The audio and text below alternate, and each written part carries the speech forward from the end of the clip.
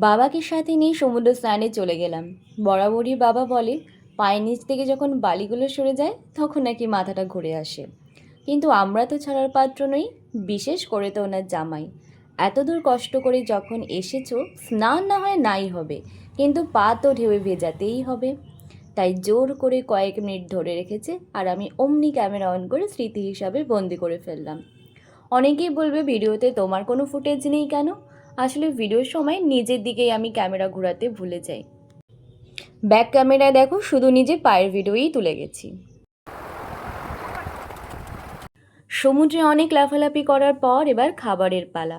ভীষণ খিদে পেয়ে গেছে, তাই রুমেই অর্ডার করে ফেললাম ভাত, ডাল, আলু ভাজা, আলু পোস্ত, একটা মাছ ভাজা, পমফ্রেট মাছ আর চিংড়ি মাছের মালাইকারি। ভীষণ তৃপ্তি করে খেলাম জানো তো, খাবারের টেস্ট জাস্ট অসাধারণ ছিল। ভাত ঘুম না দিই রেডি হয়ে বেরিয়ে পড়লাম দীঘা জগন্নাথ মন্দির দর্শনে। এত কষ্ট করে শাড়ি পরে সাজার পর কি ফুটেজ নিতে যে ভুললে চলে? সেই ভুল আর করিনি। সবাই গাড়িতে উঠতে উঠতেই কাজটা ঠিক সেরেই ফেললাম। এই সেই সবার চেনা দীঘার গেট পার করে পৌঁছে গেলাম মন্দিরে।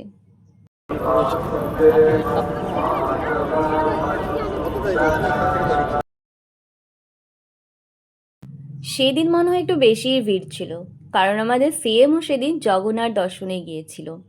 মন্দিরের ভেতরে ভিডিও অ্যালাউ ছিল না। বাইরে বেরিয়ে আমি আর মা জানো তো আমার বর আর বাবাকে খুঁজে পাচ্ছিলাম না, কারণ হুইল চেয়ারের এন্ট্রি গেট ছিল আলাদা। তাই ওরা যে কোথায় দাঁড়িয়ে গেছে খুঁজতে গিয়ে পুরো মন্দিরের চারপাশটা ঘোরা হয়ে গেল। রাত্রের ভিউটা জাস্ট দারুণ ছিল। আমার বাবা অনেকক্ষণ পর আমাদের দেখতে পেয়ে একটু স্বস্তি পেল, আর আমরাও স্বস্তি পেলাম ঘরে পৌঁছে আমার ছেলের হাতের চা খেয়ে। দুদিন আমার ছেলেই জানো তো সকাল বিকাল রাত দিন আমাদের সবাইকে শুধু চা আর কফি বানিয়েই খাইয়ে গেছে।